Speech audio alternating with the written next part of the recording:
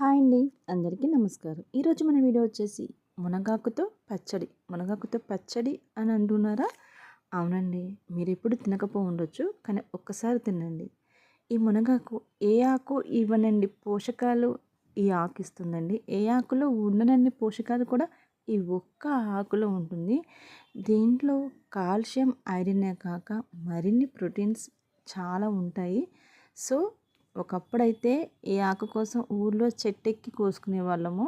ఇప్పుడు ఈ ఆకు కో వండాలి, కర్రీ కానీ పచ్చడి కానీ చేయాలి అంటే మునగాకు 30 రూపాయలు ఎడితే ఇంత చిన్న కట్టిచ్చారండి. సో మన వీడియోలోకి వెళ్ళినట్లయితే మునగాకుని సపరేట్ చేసుకుని క్లీన్ చేసుకుని పక్కన పెట్టుకుందాం. సో ఫస్ట్ బాండి పెట్టుకుని దీంట్లో కొన్ని మినపప్పు, కొంచెం శనగపప్పు, కొంచెం జీలకర్ర ఆయిల్లో వేయించుకుందాం. ఇవి ఇలా వేగిన తర్వాత దీంట్లోకి ఒక 10-15 పచ్చిమిర్చి వరకు యాడ్ చేసుకుందామండి. మరి కారం ఎక్కువ కావాలనుకుంటే కొన్ని పచ్చిమిరపకాయలు ఎక్కువ వేసుకోవచ్చు. ఈ పచ్చడి స్పైసీగా ఉంటేనే బాగుంటుంది.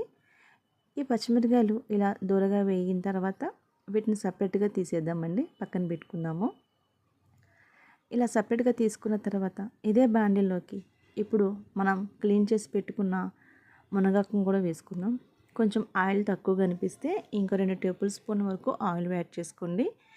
ఈ మునగాకు అనేది పచ్చివాసన పోయేంత వరకు ఇది ఆయిల్లోనే బాగా మగ్గాలండి. బాగా దగ్గరికి అయ్యేంత వరకు మూత పెట్టుకుంటే ఇది ఆయిల్లో బాగా మగ్గుతుంది. చూడండి, ఇప్పుడు ఇలా ఆకు అనేది ఎంత ఆయిల్ మగ్గితే అంత పచ్చివాసన పోయి టేస్ట్ వస్తుంది. దీంట్లోకి 2 మీడియం సైజ్ టమోటాలు, ఎర్రటి టమోటాలు తీసుకుని వేయించుకుందాము.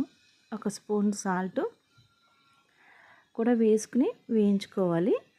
ఈ టమోటాలు కూడా ఈ ఆయిల్లో బాగా మగ్గిపోయేంత వరకు వేయించుకుందామండి. మూత పెట్టుకుని ఆల్మోస్ట్ టమోటాలు కూడా బాగా మగ్గిపోయినాయండి.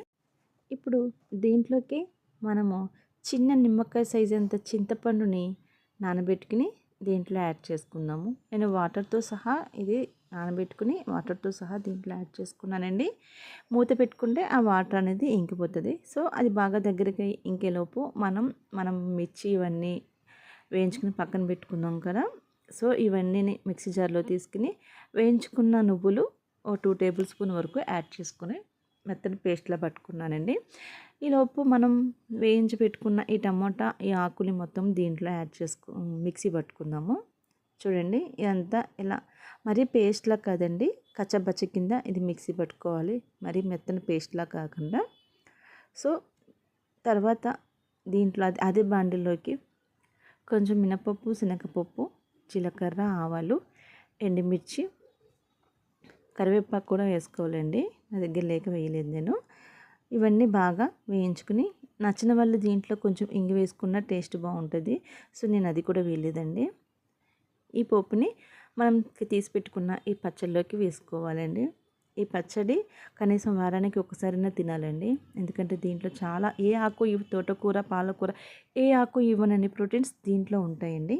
ఈ పచ్చడి హెల్త్కి మాత్రం చాలా మంచిదండి. ఇది దీన్ని పచ్చడి చేశాను. నెక్స్ట్ మన వీడియోలో మునగాకు కర్రీ ఎలా చేయాలి అనేది వీడియోలో చూద్దాము. నా వీడియో కానీ నచ్చినట్లయితే ప్లీజ్ లైక్ చేయండి, షేర్ చేయండి. మరిన్ని నా వీడియోస్ కోసం సబ్స్క్రైబ్ చేసుకోవడం మర్చిపోద్దు. Thank you.